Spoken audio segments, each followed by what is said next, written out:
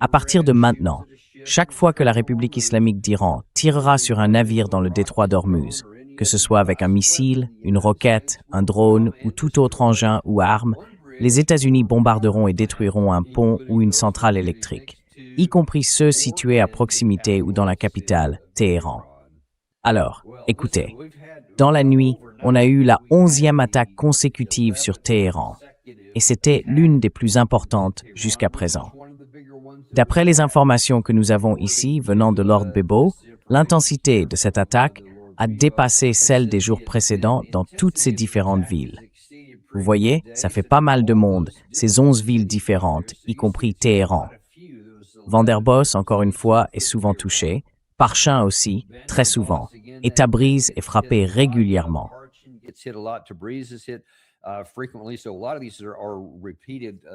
Beaucoup de ces cibles sont les mêmes. On y revient sans cesse, encore et encore. Mais ces frappes dans ces zones ne touchent pas ce qui compte vraiment. Pas la seule chose peut-être, mais la principale. On ne frappe pas ce qui compte le plus, tout simplement parce qu'on ne le peut pas. Et ça, on ne le devinerait pas en écoutant certains responsables au sommet de notre gouvernement, au Sénat américain ou au niveau du secrétaire à la guerre, Pete Hegseth. Regardons ce que dit le commandement central des États-Unis. Ils continuent leur habitude de fabriquer des histoires, de mentir et de désinformer le public américain pour donner l'impression que ce qu'ils font est formidable. En haut à gauche, vous voyez ce qui a été publié ce matin par le commandement central lors de la 11e nuit de frappe contre l'Iran.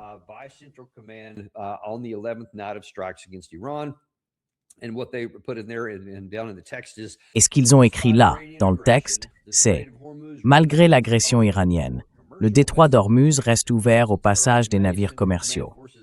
Depuis le début du mois de mai, les forces du commandement central ont facilité le transit d'environ 900 navires commerciaux et de 450 millions de barils de pétrole. Franchement, ça a l'air d'un super résultat. Le problème, c'est que c'est aussi très inexact. Et en plus, il n'y a rien sur l'échelle réelle. 900, ça semble énorme. Sauf que, si on regarde depuis le mois de mai, ça fait en moyenne 10 ou 11 navires par jour. Alors que la moyenne sur la période précédente, d'après ce que j'ai lu ce matin, c'était environ 135. Donc, si vos talents en calcul mental ne sont pas tout à fait au point, 11, c'est moins que 135. Et c'est ridiculement faible, au point que ça ne change absolument rien au trafic réel.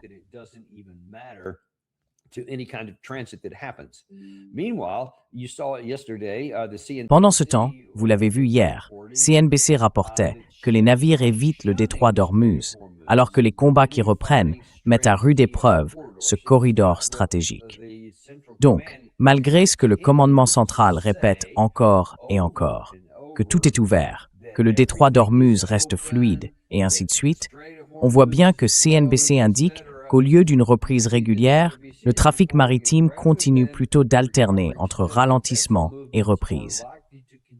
Les données de S&P Global vont dans le même sens. Seulement 40 navires ont traversé le détroit entre le 17 et le 19 juillet, soit en moyenne 13 passages par jour. Et le trafic hebdomadaire du 19 juillet a chuté de près de 50% par rapport à la semaine précédente. Les navires commerciaux représentaient toujours plus de 70% du trafic sur cette période, mais à peine un tiers d'entre eux étaient considérés comme respectant les restrictions maritimes.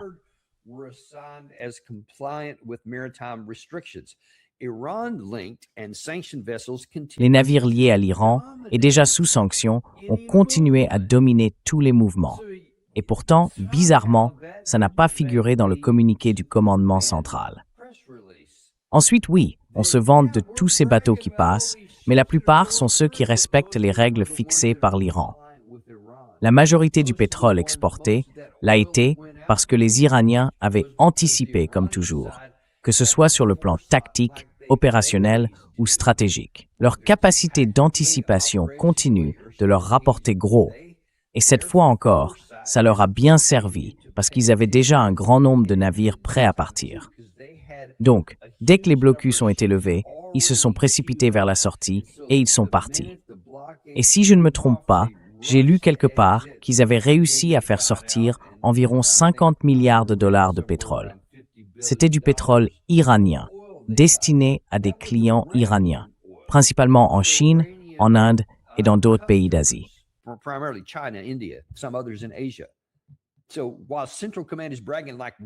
Alors, pendant que le commandement central se vante en disant « Regardez tout ce qu'on a fait », la plupart de ces actions venaient en réalité du côté iranien. Le port du Sud, le corridor du Sud et le détroit d'Ormuz, dans les eaux omanaises qu'on avait contribué à mettre en place, sont pratiquement à l'arrêt. Le commandement central ne parle jamais de tout ça. Et ça s'inscrit, ou plutôt ça continue, dans un schéma qu'on connaît bien. Notre gouvernement, l'armée et bien sûr, beaucoup de commentateurs à la télévision, voire même certains membres du gouvernement, sont tout simplement incapables de dire la vérité. Laissez-moi vous montrer quelques exemples de ce qui s'est passé hier au Sénat. D'abord, on a le sénateur Murphy, qui interroge le secrétaire à la guerre, Pete Hegseth. Vous aviez dit plus tôt que nous avions, comment vous avez dit déjà, pratiquement détruit l'Iran dans les 2 premières semaines. Alors, comment ça se passe, ça? Comment est-ce possible? Si, comme elle l'a affirmé, leur capacité avait été, je cite, pratiquement détruite 3 mois plus tôt, comment peuvent-ils faire ça maintenant?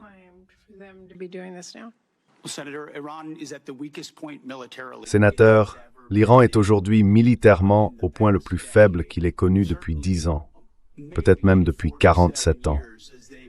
Et pourtant, ils ont constitué en réalité une armée terroriste. Cette armée a été conçue pour développer des capacités conventionnelles, censées les protéger pendant leur poursuite d'armes nucléaires. Cela s'est traduit par des milliers de missiles balistiques, dont beaucoup ont été détruits par nos opérations. D'autres ont été dissimulés dans des installations parfois souterraines. C'est exactement ce que font les régimes terroristes. Donc oui, je reconnais qu'ils conservent encore certaines capacités, c'est évident. Mais l'ampleur des dégâts que nous leur avons infligés au fil de ces différentes opérations les a placés dans la situation la plus critique qu'ils aient jamais connue.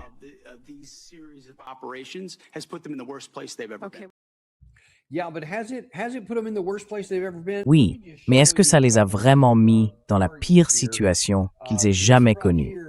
Laissez-moi juste vous montrer quelques cibles ici. Celle-ci, je crois que je vous l'ai déjà montrée hier. Ce sont les cibles récentes. Ça, c'était du 9 au 19 juillet. Il y en a une nouvelle, en fait. Elle couvre du 20 au 21 et elle ressemble beaucoup à celle-là. Beaucoup des mêmes cibles ont aussi été touchées. Un grand nombre de systèmes radars sont peu à peu retirés des États-Unis, ce qui rend de plus en plus difficile d'identifier les tirs entrants. On a aussi vu des rapports récents indiquant que l'Iran utilise désormais des missiles plus avancés, plus performants que ceux tirés au début de la guerre. D'ailleurs, ils avaient affirmé à l'époque que ce serait le cas. Et maintenant, on le constate, même si ce n'est pas officiellement reconnu par la partie iranienne. On n'écoute même plus ce qu'ils disent. On écoute ce que nos propres troupes rapportent. Quand on commence à repérer d'où viennent les tirs, les ogives en approche se mettent à manœuvrer, ce qui rend quasiment impossible de les intercepter et même de prévoir où elles vont frapper.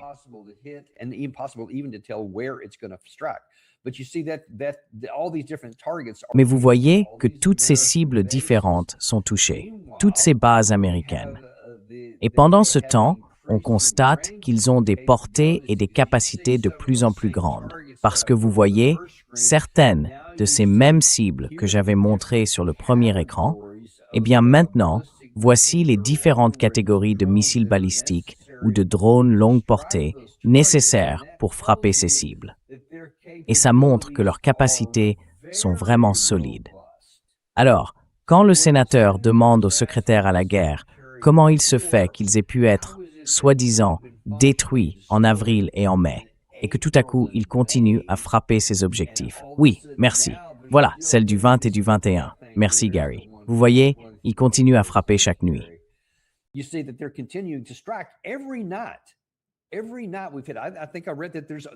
Chaque nuit, on a été frappé. Je crois avoir lu qu'il y en a eu de nouveaux, surtout vers le Koweït ce matin. Donc l'Iran continue aussi. Je crois qu'on en est à son 12e jour de frappe. On suivra sûrement ça encore ce soir. J'y reviendrai dans un instant. Mais passons maintenant au sénateur Alstaff. Il a posé une question un peu plus directe. Enfin, non, avant d'en arriver là, je veux quand même mentionner le manque d'honnêteté et la tromperie dans la réponse du secrétaire Hex à sa question. Il parle de ce régime terroriste, donc il utilise encore ce langage moral qui enlève toute profondeur à la partie iranienne, qu'il a réduit à une caricature à 2 dimensions. En gros, ils sont mauvais, point final.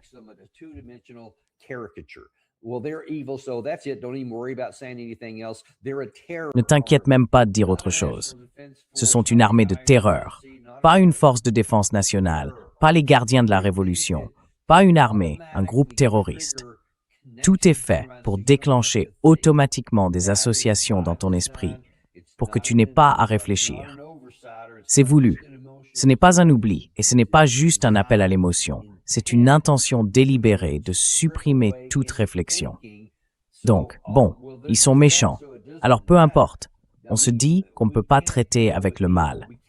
On ne peut pas. On ne peut pas négocier avec des terroristes, n'est-ce pas? Même si en réalité, on l'a déjà fait. Mais bref, c'est pas le sujet. Et puis il dit oui, ces terroristes là-bas, ils ont la défense d'une arme nucléaire. Il a dit que toute leur organisation n'est pas faite pour défendre le pays. Non, elle est faite pour protéger leur capacité à construire une arme nucléaire. Il n'y avait pas d'arme nucléaire.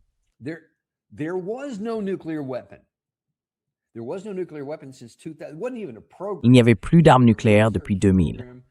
Il n'y avait même pas de programme, pas même un programme de recherche, depuis 2003. Maintenant, on ne sait pas vraiment ce qui s'est passé après 2025.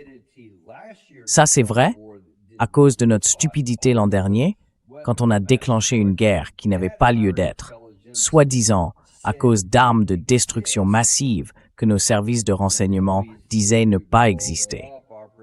Et ensuite, on a prétendu avoir tout détruit, l'opération Marteau de minuit, tout ce qui, soi-disant, avait anéanti le citoyen Trump jusqu'à la nausée.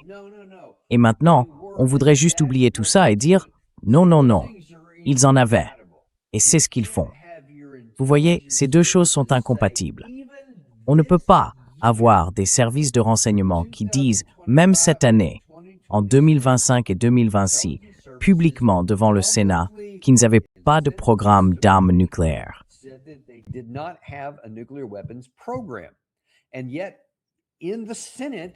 Et pourtant, au Sénat, il y a le secrétaire Hegseth qui affirme, comme si c'était un fait établi, que c'est bien le cas et que toute leur organisation a été créée pour ça.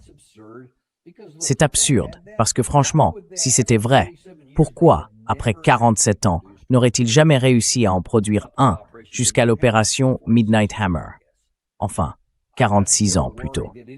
Je continue à m'inquiéter qu'un jour, sans prévenir, quelque chose surgisse et qu'on soit tous choqués de voir, je ne sais pas, un champignon nucléaire s'élever au milieu du désert iranien, signe qu'ils ont désormais l'arme atomique. Ça oui, ça m'inquiète vraiment.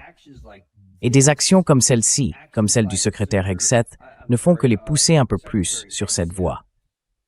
Et justement, sur un thème assez proche, le sénateur Ossoff y ajoute une petite nuance.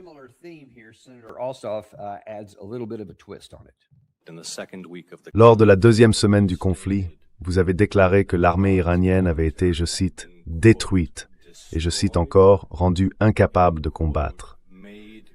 Est-ce que cette affirmation était exacte? Ce que l'armée américaine a infligé à l'armée iranienne, c'est une défaite militaire historique. Dans ce contexte, ils sont tout simplement inefficaces. Monsieur le secrétaire, au tout début du conflit, le 3e jour, vous aviez dit que l'un des objectifs essentiels était, je cite, « de détruire la menace des missiles ». Et le 5e jour, vous avez répété qu'il s'agissait, je cite, « d'anéantir les missiles et les drones iraniens ». Ces objectifs ont été clairement et à plusieurs reprises présentés comme des priorités de la campagne. Or, il y a 4 mois, vous avez déclaré que cette campagne s'était achevée victorieusement avec tous les objectifs atteints. Est-ce que ces objectifs avaient vraiment été atteints il y a 4 mois?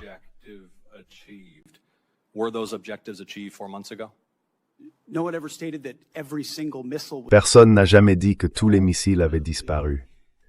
En réalité, quand on parle d'inefficacité au combat, ça veut dire qu'ils ne sont plus capables de les sortir de leurs installations souterraines pour nous tirer dessus. Ça ne veut pas dire qu'ils n'ont plus de sites souterrains où ils stockent leurs missiles et les gardent en réserve. N'oublions pas que c'est le plus grand État au monde à soutenir le terrorisme. Donc, on n'a jamais pensé qu'ils allaient perdre toute capacité de tir. La vraie question, c'est à quelle échelle, surtout face à un adversaire comme les États-Unis d'Amérique.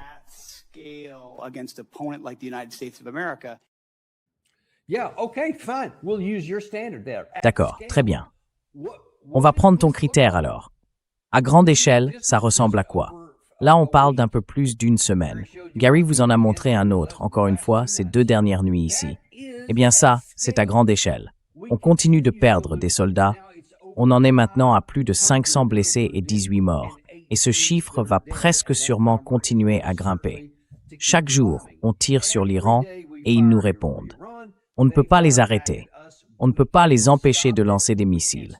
C'est exactement ça, la définition d'une force de combat efficace. On ne peut pas les stopper. Donc ce qu'il a dit au 3e jour, et il y a 4 mois, c'était des mensonges. On vous l'avait dit à l'époque, mais maintenant, c'est encore plus flagrant. Et comme toujours, le secrétaire Hegseth est incapable de répondre honnêtement à la moindre foutue question.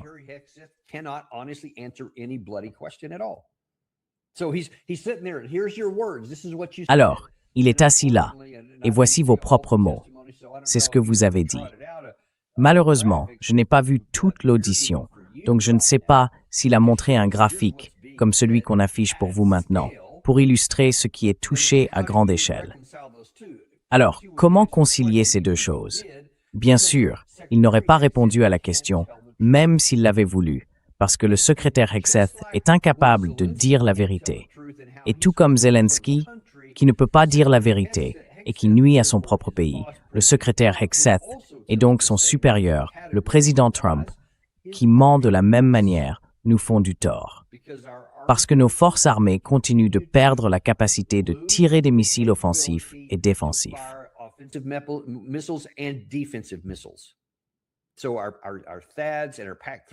Nos systèmes THAAD et nos PAC-3, on en manque déjà. Et de toute façon, ils ne sont pas si efficaces. Mais maintenant, on commence vraiment à en manquer. Donc on va bientôt se retrouver comme Kiev, incapable de se défendre contre quoi que ce soit que la Russie envoie. Et même nos missiles offensifs. Très bientôt, il ne nous restera plus qu'un tas de vieux équipements et de bombes stupides, beaucoup moins puissantes, moins précises, et bien moins efficaces que ce à quoi on était habitué. Parce qu'on continue de les lancer sur ces cibles, et ça ne donne rien. Toutes ces cibles que je vous ai montrées, tout ce qu'on a frappé pendant cette période, je crois qu'il n'y en a qu'une seule qui soit vraiment une montagne. Et encore, qui sait si ça a eu le moindre effet.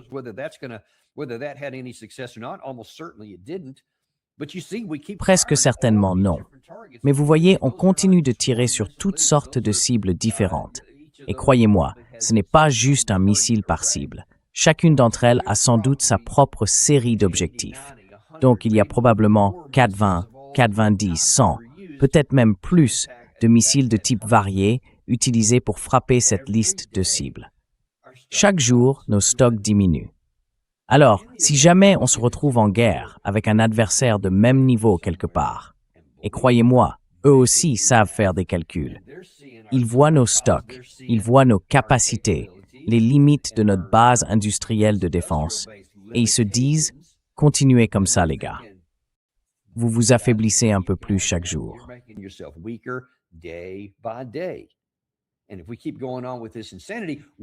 Et si on continue dans cette folie, avec les mensonges du secrétaire à la Défense et du président des États-Unis qui disent au Sénat, et donc au peuple américain, « Non, non, tout va bien, on peut tout faire, on a tout ce qu'il faut. » Jack Keane, vous vous souvenez de lui hier? On vous l'a montré, disait que nos stocks avaient été reconstitués, que tout était revenu à la normale. Donc, soi-disant, on a tout ce qu'il faut. Pas de souci, on peut continuer comme ça toute la journée. Sauf que c'est faux. On ne peut pas. Et là, le sénateur Kennedy, le républicain, il s'est un peu agacé avec la secrétaire Hicks parce qu'au moins, lui, il posait une des bonnes questions, celle sur les frappes contre les montagnes. Écoutez, il nous faut des réponses claires. Des réponses claires, d'accord? Est-ce qu'on a les moyens de détruire ce qu'il y a sous la montagne Pickaxe? Sénateur, beaucoup de nos capacités sont classifiées. Mais s'il y a bien quelqu'un sur cette planète capable d'atteindre n'importe quelle cible, c'est bien l'armée des États-Unis, la plus puissante au monde. Tout est une question d'options et de compromis.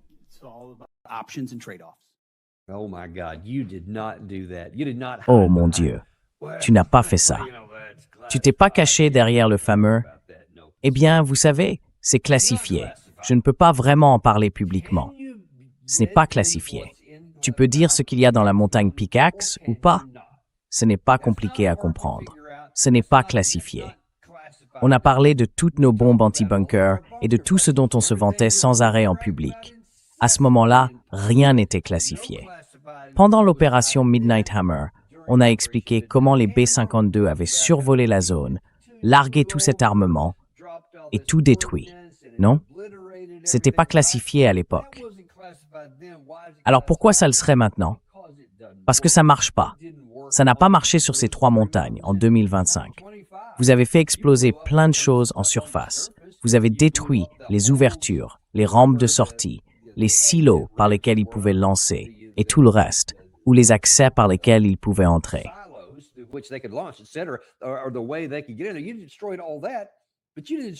Vous avez tout détruit, mais vous n'avez rien détruit en dessous, parce que vous ne pouvez pas aller aussi profond. Et c'est comme ça que toutes ces villes de missiles sont nées.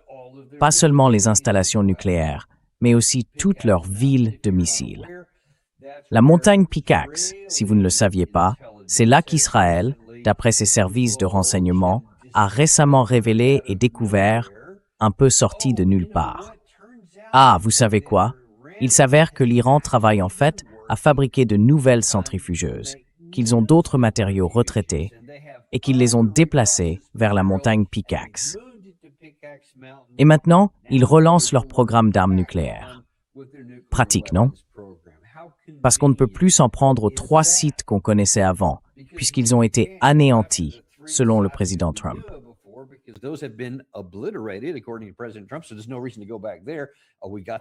Donc il n'y a aucune raison d'y retourner. On les surveille déjà par satellite. Ah bon, alors il faut qu'on en trouve un nouveau, la montagne de la Pioche. Et c'est là qu'ils le font en ce moment. C'est plutôt pratique, ça. Mais la question du sénateur Kennedy est légitime. Est-ce qu'on peut vraiment s'en prendre à ça? Et vous avez entendu la non-réponse. À part dire que c'est classifié, il a ajouté que s'il y a bien un pays sur cette terre capable de le faire, c'est les États-Unis d'Amérique. Ah oui, celle-là, elle est bonne. Ah merci, voilà justement la montagne de la Pioche. C'est l'un des endroits dont vous parliez.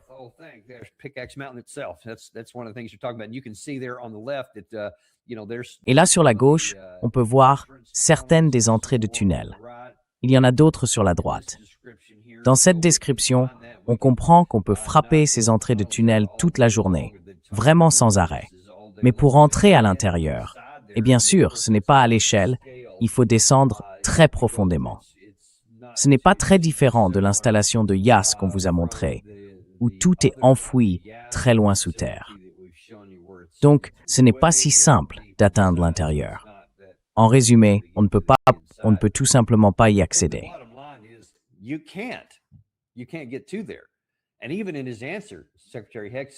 Et même dans sa réponse, le secrétaire Hicks a dit quelque chose comme « Oh, eh bien, vous savez, s'il y a un pays sur cette terre bénie de Dieu capable de faire ça, c'est la plus grande puissance militaire de l'histoire. Et tout le reste, enfin bref. » Il répète sans arrêt ce genre de discours humiliant et absurde. Non, on ne peut pas. Vous pouvez larguer des bombes sur la montagne et faire exploser des rochers toute la journée à la surface, mais ça ne changera rien à ce qu'il y a à l'intérieur. Je ne sais pas s'ils font vraiment ces choses-là à l'intérieur ou pas. C'est possible. Ce serait logique s'ils le faisaient. Et franchement, je ne serais pas étonné que ce soit exactement ce qui s'est passé. I wouldn't be surprised if that's actually what happened. If that's not what they're doing right now. Again, that's why I have a... Si ce n'est pas ce qu'ils font en ce moment, eh bien c'est justement pour ça que je reste inquiet. Un jour, on pourrait très bien voir une explosion nucléaire quelque part, juste pour tester, et les entendre dire « Au fait, nous sommes désormais une puissance nucléaire. Nous avons équipé une ogive, et si quelqu'un nous attaque ou nous frappe avec une arme nucléaire, on répondra de la même façon. » Et ça, oui, ça m'inquiète. Mais ça montre surtout à quel point ce qu'on fait est absurde et irresponsable. On continue à se pousser dans cette direction, alors qu'on a déjà prouvé qu'on ne pouvait même pas atteindre, disons, une trentaine de villes de missiles.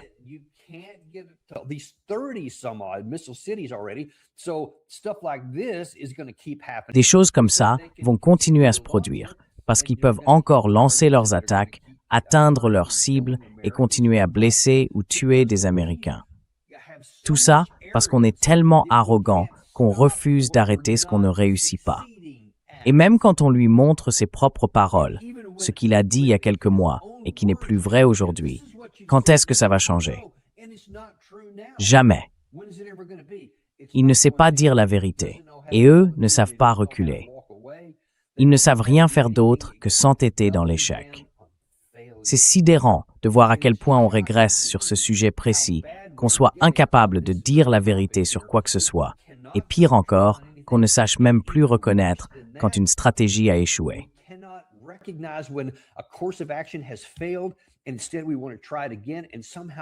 Au lieu de ça, on veut recommencer, comme si la géographie et la géologie n'allaient pas s'appliquer cette fois, alors qu'elles l'ont toujours fait jusqu'ici.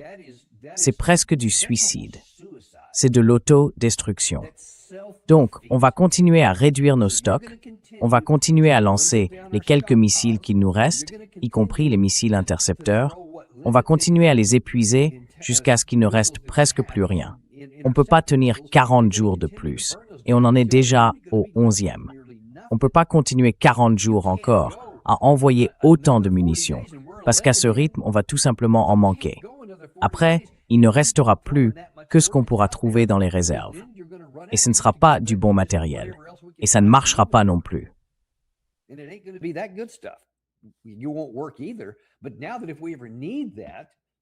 Mais maintenant, si un jour on en a besoin, parce qu'il faut tirer quelque chose d'efficace et de précis à longue portée sur une cible qu'on ne connaît pas encore, eh bien on ne l'aura tout simplement pas. C'est répréhensible. C'est incompréhensible qu'on ait pu faire ça et qu'on n'ait pas su le voir à cause de notre arrogance. On n'arrive pas à admettre que quelque chose n'a pas marché, alors on continue à faire ce qui ne marche pas. Je ne sais pas où tout ça va nous mener. Je ne sais pas ce qu'ils essaient d'obtenir ici, mais on ne peut pas tenir plus longtemps que l'Iran. Eux, ils peuvent continuer à tirer des missiles et ils peuvent continuer à encaisser ce qu'on leur envoie. Ça va faire mal, oui, mais ils peuvent continuer jusqu'à ce qu'on n'ait plus rien d'efficace à utiliser.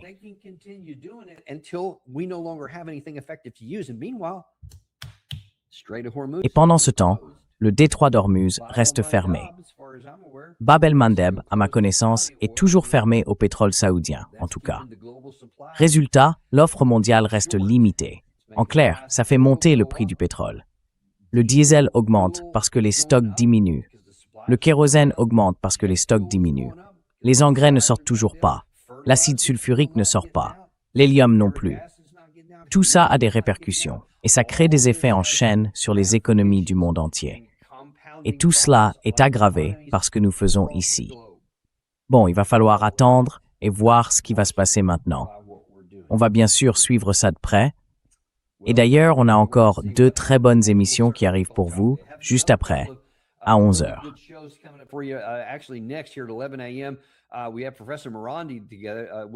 Nous avons le professeur Marandi avec nous et il va nous expliquer comment l'Iran réagit à tout ce qu'on voit en ce moment. Est-ce qu'ils vont eux-mêmes intensifier leurs actions? Est-ce qu'ils vont commencer à frapper encore plus de cibles, plus loin? On l'écoutera à 11h. Et puis à midi, on retrouvera l'incontournable Larry Shirt Johnson, ancien analyste de la CIA. Il a toujours des analyses passionnantes. Avec lui, on parlera aussi un peu plus de ce qui se passe dans la guerre entre la Russie et l'Ukraine, parce qu'il a vraiment d'excellents contacts. J'ai hâte de vous retrouver pour ces 2 rendez-vous, à 11h et à midi, dans le Daniel Davis Deep Dive. Vous savez qu'on n'a pas de sponsor, parce qu'on déteste vous bombarder de pubs. Moi, je n'aime pas ça. Alors, montrez un peu de soutien, abonnez-vous, mettez un j'aime et partagez cette émission avec quelqu'un qui compte pour vous. Like, and send this to somebody you care about.